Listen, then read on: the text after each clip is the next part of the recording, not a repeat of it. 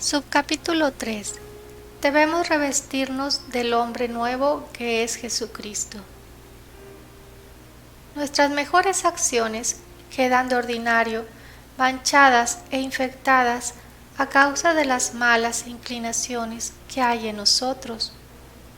Cuando se vierte agua limpia y clara en una vasija que huele mal, o vino en una garrafa maldeada por otro vino, el agua clara y el buen vino se dañan y toman fácilmente el mal olor.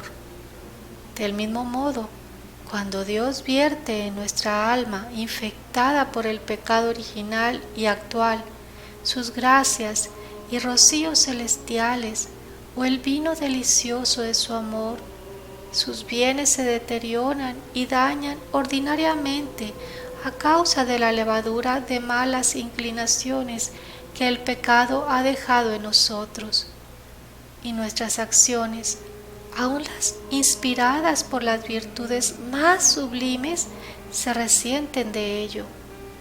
Es por tanto de suma importancia para alcanzar la perfección que sólo se adquiera por la unión con Jesucristo, liberarnos de lo malo que hay en nosotros. De lo contrario, nuestro Señor, que es infinitamente santo y detesta la menor mancha en el alma, nos rechazará de su presencia y no se unirá a nosotros. Para vaciarnos de nosotros mismos, debemos, primero, conocer bien con la luz del Espíritu Santo nuestras malas inclinaciones, nuestra incapacidad para todo bien concerniente a la salvación, nuestra debilidad en todo, nuestra continua inconstancia, nuestra indignidad para toda gracia y nuestra iniquidad en todo lugar. El pecado de nuestro primer padre nos perjudicó a todos casi totalmente. Nos dejó agriados, engreídos e infectados como la levadura agria levanta e infecta toda la masa en que se la pone. Nuestros pecados actuales, mortales o veniales, aunque estén perdonados, han acrecentado la concupiscencia, debilidad, inconstancia y corrupción naturales y dejado huella de maldad en nosotros. Nuestros cuerpos se hallan tan corrompidos que el Espíritu Santo los llama cuerpos de pecado, concebidos en pecado, alimentados en el pecado y capaces de todo pecado. Cuerpos sujetos a 1000 enfermedades que de día en día se corrompen y no engendran sino corrupción. Nuestra alma, unida al cuerpo, se ha hecho tan carnal que la Biblia la llama carne. Toda carne se había corrompido en su proceder. Tenemos por única herencia el orgullo y la ceguera en el espíritu, el endurecimiento en el corazón, la debilidad y la inconstancia en el alma, la concupiscencia, las pasiones rebeldes y las enfermedades en el cuerpo. Somos por naturaleza más soberbios que los pavos reales, más apegados a la tierra que los sapos, más viles que los machos cabríos, más envidiosos que las serpientes, más glotones que los cerdos, más coléricos que los tigres, más perezosos que las tortugas, más débiles que las cañas y más inconstantes que las veletas. En el fondo, no tenemos sino la nada y el pecado, y solo merecemos la ira divina y la condenación eterna. Siendo ello así, ¿por qué maravillarnos de que nuestro Señor haya dicho que quien quiera seguirle debe renunciarse a sí mismo y odiar su propia vida? Y que el que ama su alma la perderá, y quien la odia la salvará. Esta infinita sabiduría, que no da prescripciones sin motivo, no nos ordena el odio a nosotros mismos, sino porque somos extremadamente dignos de odio. Nada tan digno de amor como Dios, nada tan digno de odio como nosotros mismos. Segundo, para vaciarnos de nosotros mismos, debemos morir todos los días a nuestro egoísmo, es decir, renunciar a las operaciones de las potencias del alma y de los sentidos, ver como si no viéramos, oír como si no oyéramos, servirnos de las cosas de este mundo como si no nos sirviéramos de ellas. Es lo que San Pablo llama morir cada día. Si el grano de trigo cae en tierra y no muere, queda infecundo. Se vuelve tierra y no produce buen fruto. Si no morimos a nosotros mismos y si nuestras devociones más santas no nos llevan a esta muerte necesaria y fecunda, no produciremos fruto que valga la pena y nuestras devociones serán inútiles. Todas nuestras obras de virtud quedarán manchadas por el egoísmo y la voluntad propia. Dios rechazará los mayores sacrificios y las mejores acciones que ejecutemos. A la hora de la muerte nos encontraremos con las manos vacías de virtudes y méritos, y no tendremos ni una chispa de ese amor puro que solo se comunica a quienes han muerto a sí mismos y cuya vida está escondida con Cristo en Dios.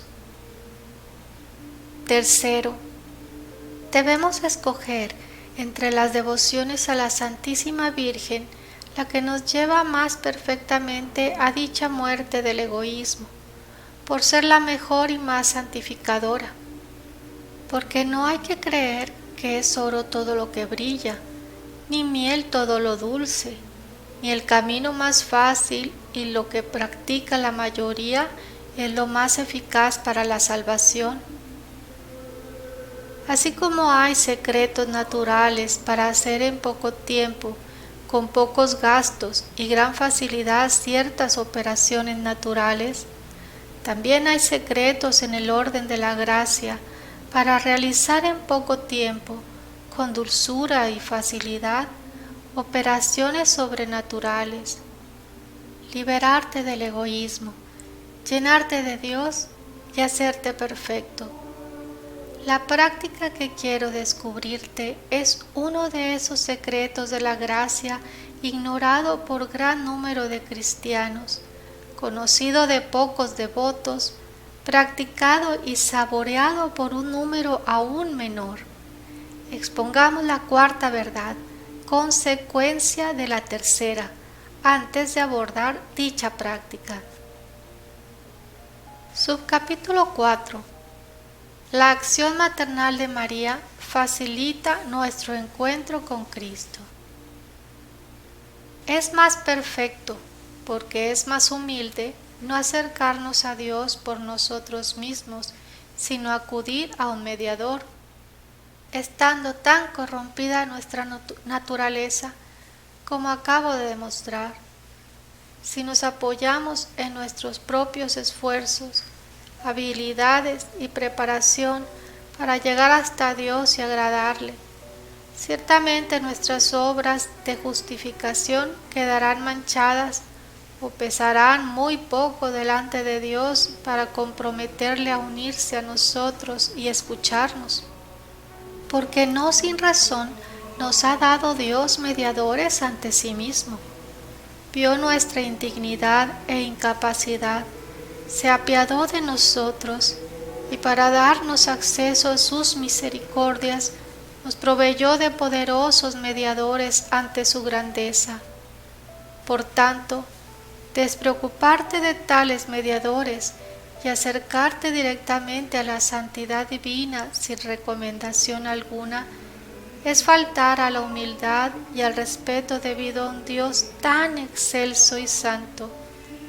Es hacer menos caso de ese Rey de Reyes, del que harías de un soberano o príncipe de la tierra, a quien no te acercarías sin un amigo que hable por ti. Jesucristo es nuestro abogado y mediador de redención ante el Padre. Por Él debemos orar junto con la Iglesia triunfante y militante.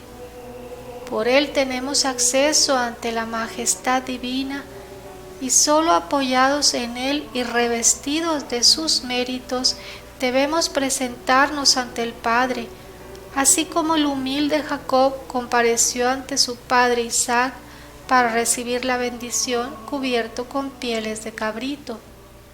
Pero, ¿no necesitamos acaso un mediador ante el mismo mediador? ¿Bastará nuestra pureza a unirnos a Él directamente y por nosotros mismos? ¿No es Él acaso Dios igual en todo a su Padre y por consiguiente el Santo de los Santos tan digno de respeto como su Padre? Si por amor infinito se hizo nuestro fiador y mediador ante el Padre para aplacarlo y pagarle nuestra deuda, ¿será esto razón para que tengamos menos respeto para con su majestad y santidad? Digamos pues abiertamente con San Bernardo que necesitamos un mediador ante el mediador mismo y que la excelsa María es la más capaz de cumplir este oficio caritativo. Por ella vino Jesucristo a nosotros y por ella debemos nosotros ir a Él. Si tememos ir directamente a Jesucristo, Dios a causa de su infinita grandeza y de nuestra pequeñez o pecados, imploremos con filial osadía la ayuda e intercesión de María, nuestra Madre. Ella es tierna y bondadosa. En ella no hay nada austero o repulsivo, ni excesivamente sublime o deslumbrante. Al verla, vemos nuestra propia naturaleza. No es el sol, que con la viveza de sus rayos podría deslumbrarnos a causa de nuestra debilidad. Es hermosa y apacible como la luna, que recibe la luz del sol para acomodarla a la debilidad de nuestra vista.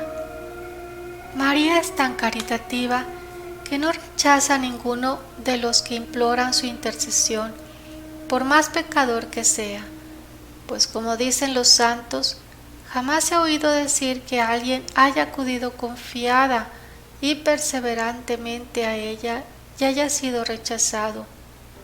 Ella es tan poderosa que sus peticiones jamás han sido desoídas. Basta que le presentase ante su Hijo con alguna súplica para que Él la acepte y reciba. Se deje siempre vencer amorosamente por los pechos, las entrañas y las súplicas de su Madre queridísima. Esta es doctrina sacada de los escritos de San Bernardo y San Buenaventura. Según ellos, para llegar a Dios tenemos que subir 3 escalones. El primero, más cercano y adaptado a nuestras posibilidades, es María. El segundo es Jesucristo. Y el tercero es Dios Padre. Para llegar a Jesucristo hay que ir a María, nuestra mediadora de intercesión. Para llegar al Padre hay que ir al Hijo, nuestro mediador de redención. Este es precisamente el orden que se observa en la forma de devoción de la que hablaré más adelante. Subcapítulo 5. Llevamos el tesoro de las gracias en vasos de arcilla.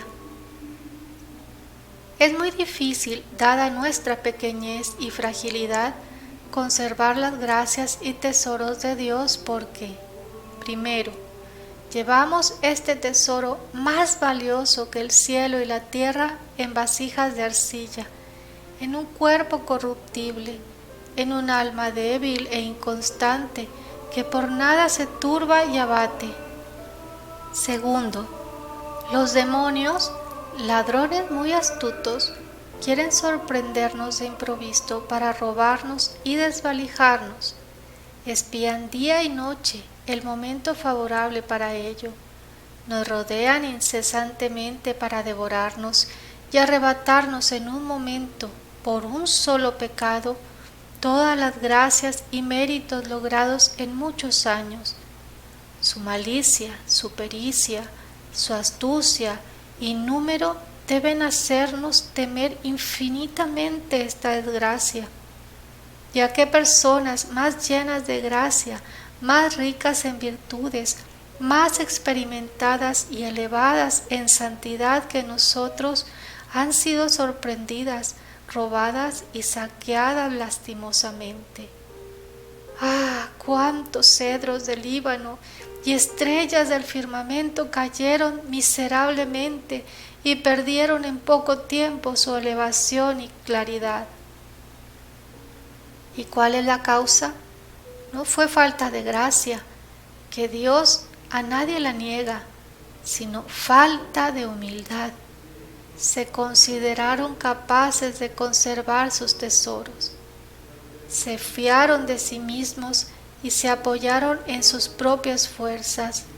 Creyeron bastante segura su casa y suficientemente fuertes sus cofres para guardar el precioso tesoro de la gracia, y por este apoyo imperceptible en sí mismos, aunque les parecía que se apoyaban solamente en la gracia de Dios, el Señor, que es la justicia misma, abandonándolos a sí mismos, permitió que fueran saqueados. ¡Ay! Si hubieran conocido la devoción admirable que a continuación voy a exponer, habrían confiado su tesoro a una Virgen fiel y poderosa, y ella lo habría guardado como si fuera propio, y hasta se habría comprometido a ello en justicia.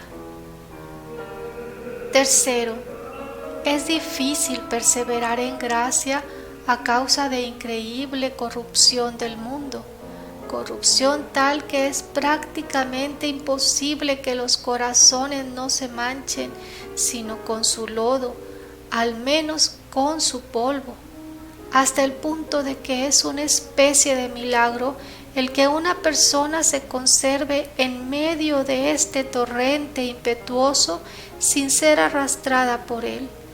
En medio de este mar tempestuoso, sin anegarse o ser saqueada por los piratas y corsarios, en medio de esta atmósfera viciada sin contagiarse. Solo la Virgen fiel, contra quien nada pudo la serpiente, hace este milagro en favor de aquellos que la sirven lo mejor que pueden.